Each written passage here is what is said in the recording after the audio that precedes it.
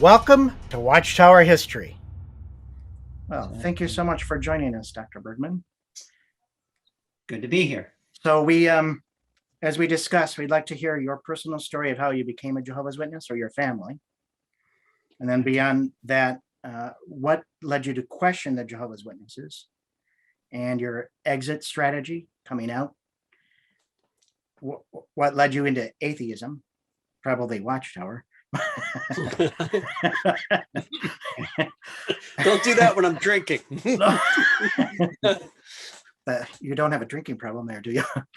I'm chugging coffee and you said that. And then your background in the scientific research that you've done, your degrees, what led you to intelligent design, and then back to the church, back to Christ.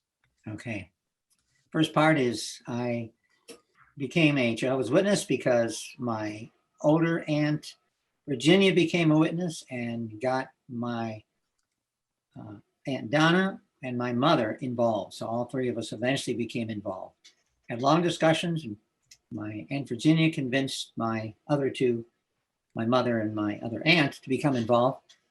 And I was about third, fourth grade. And I was influenced by the Watchtower. I studied their literature. I never had a Bible study. I read the Bible a lot and concluded if the Bible is true, then the Watchtower is true. Began going to meetings, and I went to meetings till I was in college. And I was convinced because I saw one side. I also saw, which is really important, the conduct. There's a lot of what they call community in the Watchtower. I'll give you many examples we had when I was teaching at Bowling Green State University. We had a horrible winter. We had, 12 feet of snow, and people were stuck on the 90, 80, the turnpike, and police basically called people that they found these people were stuck, and so they're trying to get them out. They had Jeeps, I guess, and the people in the car said, call the Kingdom Hall, and so they called the Kingdom Hall, and they got a hold of some of the witnesses, and then we were called, and then the family, black family from Detroit, they came to stay with us for 3 or 4 days until they got the turnpike cleaned out. And we got along very well. Wonderful family. I think husband and wife and 2 kids, if I remember right. And that's a good example of community where same thing happened. I went to Europe on European Study Corps when I was student at Wayne State University. And each city I would go to, I'd locate the Kingdom Hall. And chances are somebody there spoke English. And they whisked me away from the motel we were staying at. And I got a first-class tour of the city. Over and over, my professor was dumbfounded. He said, how do you know all these people? He says, every city we go to, practically. Venice, I didn't get contact with anybody, but about every other city, I got in contact with the Kingdom Hall, and I got basically a first-class tour of the city. And the professor was totally dumbfounded. Of course, you know that they do stress the love among brothers throughout the world, and I experienced that. And so community was very strongly taught. And I became disillusioned, though, when I started studying certain issues. The blood issue, I looked into that in detail. I even wrote a book about the blood issue, and I concluded they were simply wrong. The blood issue basically says you should not eat meat with blood in it. In other words, living animals. So it was not a prohibition against eating blood, but against eating living animals.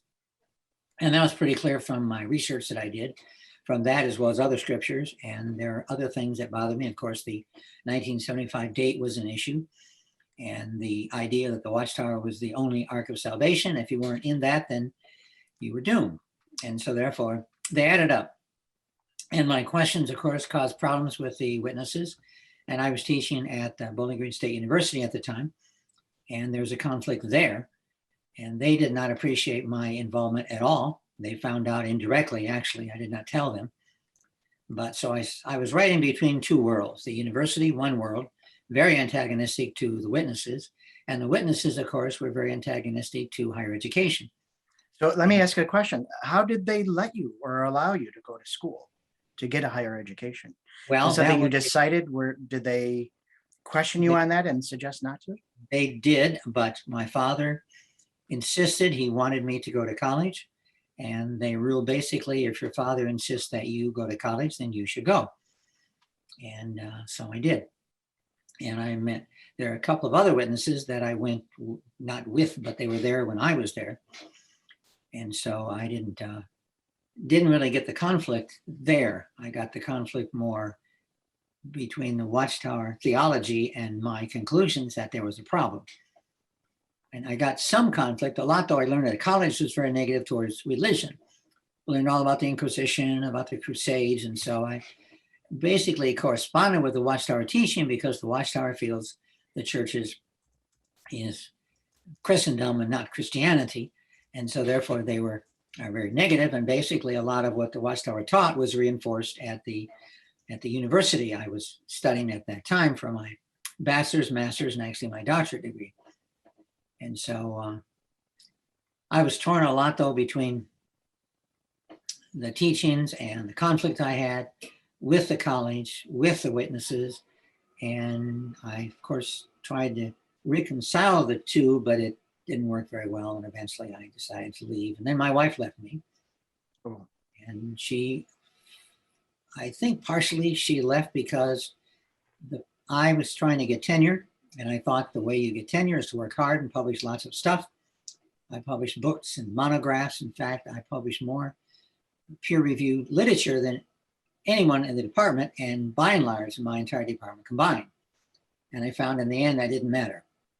They constantly brought up religion, constantly were concerned about whether I had talked about my religion in classrooms. They couldn't prove that, but a lot of my colleagues I got, in fact, most I got along with very well, but there was several, Richard Burke by name, by one, who's not with us anymore, but he was very antagonistic to me and basically tried to make a case.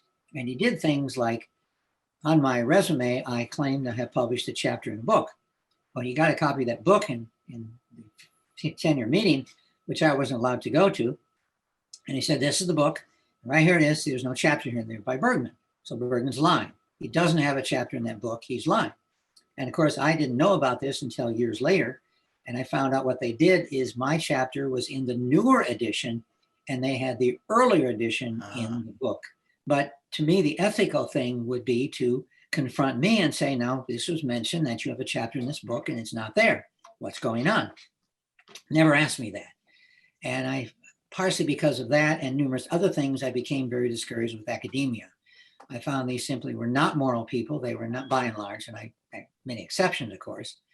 In fact, again, as I said, I got along very well with a number of them, but I just saw too much corruption in academia, which really reinforced what the Watchtower was saying.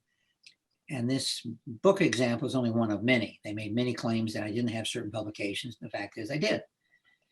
Anyway, so finally I left the Watchtower, and at that time my wife left, and I found it difficult to get a job in academia because no matter where I went, I did have several interviews, but no matter where I went, they brought up the witness background, and I did apply at several Christian colleges, and they openly brought up the witness background. I said, well, I'm not a witness anymore. And well, you were reared a witness, and so they couldn't. So you were persecuted because you had been a witness previous to that. Yeah. And to say, well, I'm not, they thought that you're just lying to get the job. Right. And I think the problem with lying is once lying is common, they just kind of accuse everybody of lying, so to speak, or could be lying. And so that was an issue. So I did teach part-time at many schools. I taught at the University of Toledo, had a very good experience there, but I taught statistics and I got good recommendations. The dean kicked me out of the class and walked in my class and talked to my students about how I was doing. And he said they're all pretty much all very favorable. In fact, I was there for 5, 6 years. And so I had a good experience there and I enjoyed teaching statistics. And so then I tried to move on, of course, being involved in the life sciences, biology. I was exposed pretty heavily to evolution. And I remember I had a class at University of Michigan, and I remember talking to some of the students and professors, and there were a number of people there at the meeting, and I think most were students, but anyways, they basically review the evidence for evolution, and it's incontrovertible. We've got all these transitional forms, and we evolved. And I remember driving home from U of M and saying, well, I guess I got the evidence there. Even though I had a background as a witness in creationism, I really didn't have a very thorough background in the whole issue of evolution. So you would say, Dr. Bergman, that was your turning point right there for going from Jehovah Witness creation to believing in, or starting to believe in, evolution. That was part of it, yeah. And again, in all my biology classes, and I had quite a load of life science classes, anatomy, physiology, zoology, and so on. It's in every class. I mean, every class they focus on the main subject, but they also imply, well, this evolved, and this is the way it is because it evolved. And I remember one film that I watched, which basically talked about the human hand is the most well-designed contrivance in the entire universe. We can move the hand 56 different ways. There's 25 bones. But of course, this is a result of not God, but it's a result of nature. And nature evolved this. Nature created the human hand with all the wonders and well-designed and so on. And so they talked about well-designed a lot, but it was a result of nature. Well, that doesn't explain, of course, what's going on. And part of it is you're just surrounded in academia by evolutionists, and you just go along with the show. You accept the show because it's part of your environment. I decided to look into more detail. Vestigial organs, these useless organs were brought up a lot, that we have over 100 organs that are useless, don't have any function. So why would God, if he created us, why would he put all these useless organs in our body? But evolution, they explains this very well. We evolved from lower forms of life, and we have the appendix, for example, because the animals we evolved from had appendix, which was functional, but ours is not functional. And so vestigial organs is one issue that came up. But later on, though, when I began to have doubts about evolution, I have my autobiography I'm writing, which is called 4 Times a Heretic. So as a heretic in the Watchtower, as a heretic evolutionist, and heretic a few other places. But I began to question evolution the more I thought about it. And I went to the library at the medical school, which I later attended, got 3 degrees from, and they hired me. But I went to the medical school and looked up all the information I could on these so-called vestigial organs. And lo and behold, I found that all of them had uses. Back one, the nictitating membrane, we found the literature was found a use for it in 1928. So these aren't necessarily new things, but I wondered why they didn't cover this in the textbooks, why they covered arguments which are just way outdated. And the study that I read in 1928, among others, brought out that indeed we don't have a nictitating membrane. We have a plica semiluminarius, and that has a very important function. And so I eventually were able to rule out almost all of the claims for vestigial organs. And the first book I wrote in this area was on vestigial organs, which I think you have a copy of there. And I've now extended that. And the new copy I have is about 300 and some pages, but I have found every single claim of a vestigial organ is simply not true. And so this basically led me to researching other evidences for evolution. And in time, I was able to refute very effectively by the peer-reviewed scientific literature. I didn't read creation literature to find the answers here. I read the scientific literature, and I found in every single case, their claims were simply not true. And so I became a Darwinist heretic, which, of course, the people at the university I was teaching at Bowling Green at that time, they didn't approve of that. In fact, I wrote a monograph published by Phi Delta Kappa, which sold, 50, 60,000 copies while I was there. And I wrote a monograph basically which talked about my struggles between the creation evolution issue and basically tried to present both sides. And they just went through the roof on that monograph. You don't cover both sides. There are not both sides. We have 100 vestigial organs. That is fact. Who are you to refute that? And I said, well, I refute it here in these papers. Well, I'm not going to bother reading these papers because you're wrong. And so I became very discouraged, I guess, with academia because I expected these would be people who would be willing to look at the evidence and rule according to the evidence, but I found that wasn't the case. Name calling was freely used. They were not, didn't have any motivation to look at my evidence, even though my evidence was from scientific well-recognized publications. In fact, I ended up in court and they brought up that monograph in court as a reason for termination. That I was, and yet this was published by Phi Delta Kappa, which is the Honor Society in Education. And so I could mention about my court experience briefly. The judge was drunk, number one, and convicted as an alcoholic not long after that. And he had to serve time in jail and attend a meeting for alcoholics.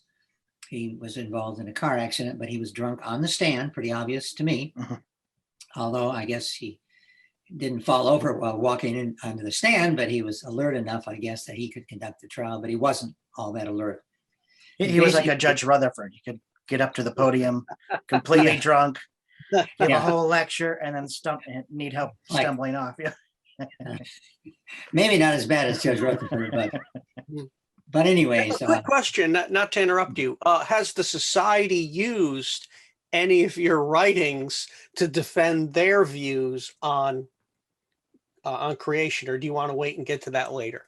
Well, they have briefly. In fact, I did an article on the backward retina, and I showed, in fact, actually, this was a course while I was in the medical school, and I decided to explore this avenue, and I worked with a professor and did a study of the backward retina claims, and found these claims were vacuous and there's simply no evidence for them, and published several articles on that issue. And the Watchtower quoted me in Awake, I think, quoted me, and that has been translated now into 150 languages. So my work is out there in 150 languages. By name, they quoted me, by the way. And evidently they didn't realize that I was an ex-witness, and I'm sure if they did, they would not have quoted me. But I was flattered that they did quote me. I thought that was nice. They called me a biologist. Biologist Jerry Bergman said, and quoted me. And so they quoted me other times since, but I haven't thoroughly looked at the literature to find out where. But anyways, the judge, one other thing about the trial was, and this, of course, I became discouraged with the court system. To prove discrimination, you have to compare the person discriminated against to others. In other words, they compare my record to my colleagues' records. They never did that, and the judge wouldn't allow that. So there was really the basic argument to win a discrimination case wasn't allowed in the courtroom. He would not let any comparisons made, and if they were, of course, I would have clearly been superior to all my colleagues who achieved tenure around the same time I did, as well as all my colleagues who achieved tenure, most of my colleagues who achieved tenure many years before. But they wouldn't allow those comparisons. So as I was going through the trial, I thought, there's a big problem here. I was appalled at this man. Judge Nicholas Walensky was his name, by the way. He is no longer with us as well. He ended up dying of a heart attack, I think, on Christmas Day, which is kind of interesting. And they ruled against me, and then I appealed, of course, but the appellate court just basically ignored my arguments and basically said, well, they thought you didn't publish these articles, so I guess that's good enough to deny your tenure. So anyways, that didn't work out very well. So after these experiences, academia was a big disappointment. The courts were a disappointment. The witnesses were not that bad. And so, you begin to wonder, they had problems, but I just wonder, wasn't I too harsh with them? But of course, I still have these agreements with them about these issues because I think they're dead wrong on a number of these issues. And so anyways, a long story short, by the way, I published quite a bit about this, so it's all well documented in case people are interested and they can find all this information out there. So, and since then, I thought, is this a problem where Darwin deniers lose their jobs? And I found this was very widespread. In fact, I documented over 200 cases of Darwin doubters, I call them Darwin doubters, who denied Darwin and lost their jobs. And so I found this was widespread. This is one of your books, right, on that subject? And that's one of 4 volumes. Yeah, Slabs of Dissonance.